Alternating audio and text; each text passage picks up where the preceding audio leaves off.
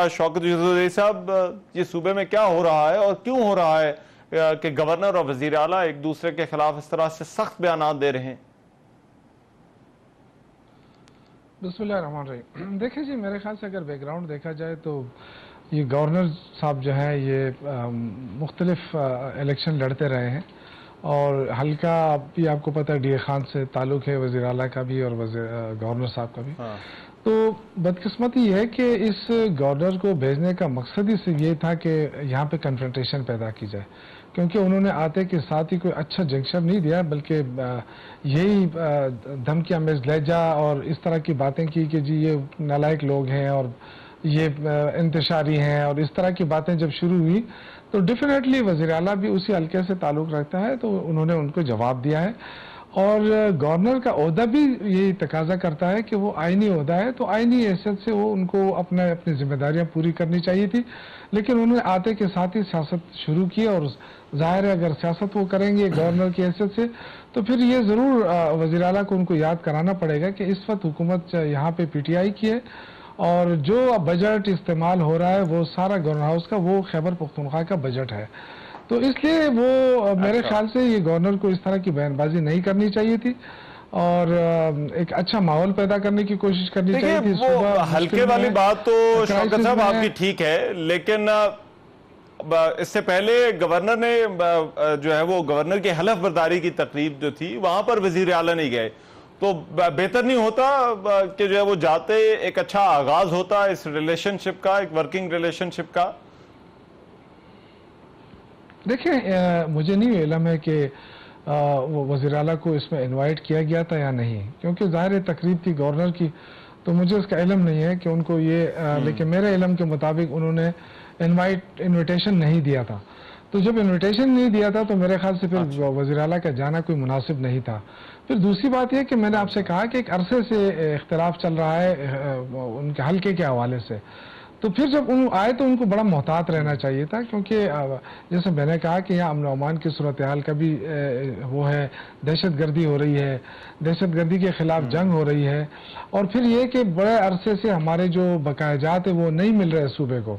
اور صوبہ کرائسس میں ہے، تو بجائے اس کے کہ وہ اچھا وہ دیتے ہیں کہ جی میں صوبے کے معاملات کو ٹھیک کروں گا، میں ہیلپ کروں گا، میں وفاق سے لائزان رکھوں گا، لیکن وہ چیز نہیں رہی، وہ انہوں نے آ کے جو لہجہ استعمال کیا، تو ظاہر ہے ایک بندہ جب آپ کے خلاف الیکشن لڑتا ہو اور آپ اس کو آ کے یہاں پہ اس طرح کی بات کریں گے تو پھر اس لہجہ بھی آپ کو اسی طرح ملے گا۔ تو شروعات گورنر صاحب نے کی، ان کو کسی ضرورت نہیں تھی آتے کے ساتھ ہی پریس کانفرنس کرنے کی، اور پولیٹیکل پریس کانفرنس کرنے کی میرے خیال سے ضرورت نہیں تھی، ایک اچھا ماحول پیدا کرنے کی ہو سکتا تھا، گنجائش تھی، لیکن انہوں نے وہ چانس جو ہلکے کی بات یا الیکشن کی بات تو ہے شوکت صاحب، لیکن دیکھیے پی ٹی آئی نے ظاہری بات ہے شہباز شریف کے ساتھ ان کی ملاقات بھی ہوئی، ساتھ انہوں نے تصویر بھی کھنچوائی، اور ایک ورکنگ ریلیشن شپ جو ہے وہ بنانے کی کوشش کر رہے ہیں، تو کیا امر مانے ہیں کہ وفاق کے اندر جو ہے وہ تو وزیر اعلیٰ جو ہے وہ وہاں پر چلے گئے اور وہاں پر جا کر مل بھی رہے ہیں، میٹنگز بھی کر رہے ہیں، جو ہے وہ کام آگے چلانے کی بات ہو رہی ہے، لیکن گورنر کے ساتھ جو ہے وہ یہ نہیں ہو سکا یا ہو سکتا ابھی؟ میں نے آپ سے کہا نا کہ گنجائش تھی، لیکن وہ گنجائش گورنر صاحب نے گنوا دی، انہوں نے وہ چانس مس کر دیا اور آتے کے ساتھ ہی بمباری شروع کی۔ تو دیکھیں میں عرض کر رہا ہوں کہ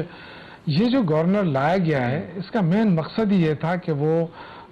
یہاں پہ کنفرنٹیشن پیدا کرے، ورنہ کیا ضرورت تھی، اس سے اچھے اچھے لوگ تھے پیپلز پارٹی میں، پرانے ورکر تھے اور ایک رول رہا ہے ان کا پیپلز پارٹی میں، تو ان کا لانے کا مقصد صرف یہی تھا کہ یہ کنفرنٹیشن پیدا کرے، اور وہ اس میں کامیاب ہوئے ہیں، کنفرنٹیشن پیدا ہو گئی ہے، اب ظاہر ہے جو لفظوں کی گولہ باری ہے وہ ہو رہی ہے، اور آگے چل کے کیا ہو سکتا ہے، تو یہ چیزیں تو صوبے کے لیے اچھا نہیں ہے، میں تو اس کو اچھا نہیں سمجھتا، لیکن یہ کہ یہ شروعات گورنر صاحب نے کی، ان کو نہیں کرنی چاہیے تھی، آئینی ہوتا لیکن حکومت کے لیے مشکل نہیں ہوگی، دیکھیے جی اور شوکت صاحب آئینی معاملات ہیں، ایک تو جو مخصوص نشستیں ہیں ان کا ابھی تک نہیں ہو سکا،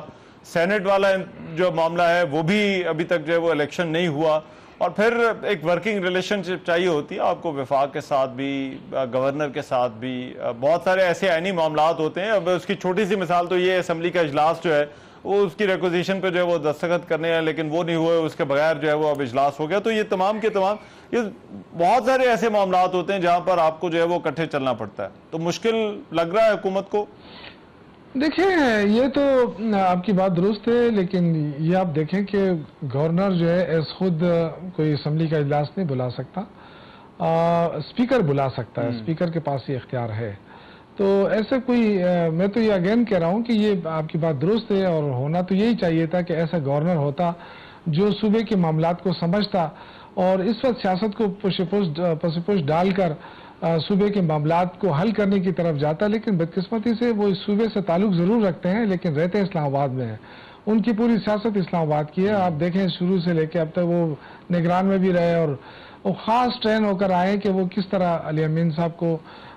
کنٹرول کر سکتے ہیں اور کیسے ان کا مقابلہ کر سکتے ہیں. لیکن میرا خیال نہیں ہے اس سے حالات خراب ہو جائیں گے, اور یہ حالات مزید خراب نہیں ہونے چاہیے تھے. اس وقت ہمیں بہت بڑے بڑے چیلنجز کا سامنا ہے. ایک تو ہمارا صوبہ جو ہے وہ اس کے جو بقایجات ہیں وہ 1500 ارب سے بڑھ گئے ہیں وفاق کے ذمہ, اور پھر جو ہمارے جو ٹیکس کے جو پیسے ہیں وہ بھی ہمیں نہیں مل رہا. اسی طرح جو ہمارا نیٹ ہائیڈل پروفٹ ہے وہ بھی نہیں مل رہا. تو پھر جو ہمارے پاس جو ایکس فاٹا ہے اس کے جو پیسے ملنے تھے اس میں ابھی تک ہمیں جو اس مطلب جو کرنٹ ہے اس میں 40% بھی نہیں ملے. تو یہ آپ دیکھیں کہ خسارہ بڑھتا جا رہا ہے. تو حالات مشکل ہیں, اس لیے میں یہ سمجھتا ہوں کہ گورنر جو ہے وہ حالات کو مزید خراب کرنا چاہتے ہیں. جس طرح کہا گیا کہ جی گورنر راج لگا دیں گے, تو شاید ان کی یہ کوشش ہوگی کہ میں حالات ایسے بناؤں کہ گورنر راج کی طرف جائے, لیکن یہ ان کو مہنگا پڑے گا, کیونکہ خیبر پختونخوا کی عوام کسی صورت گورنر راج کو نہیں مانے گی. اور اگر یہ ہو گیا تو میرے خیال سے یہ اس حکومت کا آخری دن ہوگا. وفاق میں پھر حکومت قائم نہیں رہ سکتی. آپ کو لگتا ہے اس کی کوشش ہو رہی ہے گورنر راج لگانے کی؟ آپ کو لگتا ہے گورنر راج لگانے کی؟ دیکھیں جو گورنر کا ایٹیچیوڈ ہے, اس سے پہلے بھی گورنر رہے ہیں اور مخالف پارٹیوں کے رہے ہیں اور بڑے اچھے ورکنگ ریلیشن رہی ہے. کیونکہ مجھے یاد ہے ہماری حکومت تھی, وہاں پہ گورنر جو تھے وہ جھگڑا صاحب تھے. جھگڑا صاحب کے بعد پھر وہ آئے اپنا عباسی صاحب آئے. عباسی صاحب بھی گورنر رہے, مخالف کا ہی گورنر رہے. لیکن جو ہے نا غلام علی صاحب ابھی تھے, گورنر تھے, حالانکہ ان کے ساتھ ہمارا اختلاف تھا لیکن پھر بھی ایک حد تک کافی حد تک وہ چلے.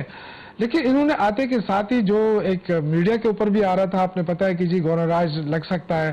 تو یہ ان کی خواہش ہو سکتی ہے وفاقی حکومت کی یا ان کے جو سازشی ٹولہ ہے. لیکن میں سمجھتا ہوں کہ یہ ان کے لیے بہت بھاری پڑ سکتا ہے, کیونکہ وفاق خود بہت بڑے مشکل میں ہے. ایک یہ جو قرضہ لے کے حکومت چلا رہے ہیں تو یہ تو 3 4 5 مہینے بھی نہیں چل سکے گی اس طرح. اس کے بعد کیا ہوگا؟ اس لیے حالات کو ہر طرف سے کنٹرول کرنا چاہیے, اور امن و امان کی صورتحال کو آپ نے کنٹرول کرنا ہے تو سب کو مل کر کرنا پڑے گا. تو یہ جو حالات مجھے نظر آ رہے ہیں, ایک طرف دہشت گردی ہے جو ہماری فوج اس کے لیے قربانیاں دے رہی ہے, ہماری حکومت بھرپور سپورٹ کر رہی ہے, عوام قربانیاں دے رہی ہے, پولیس دے رہی ہے, تو وہ تو ہم ایک طرف ہیں. دوسری طرف جب گورنر صاحب کی طرف سے جو محاذ کھلا ہے, میرے خیال سے یہ نہیں کھلنا چاہیے تھا, اور اس کو جتنے جلدی ہو سکے اس کو ختم ہونا چاہیے, کیونکہ اس سے صوبے کو بھی نقصان ہے اور وفاق کے لیے بھی سر درد ہوگا.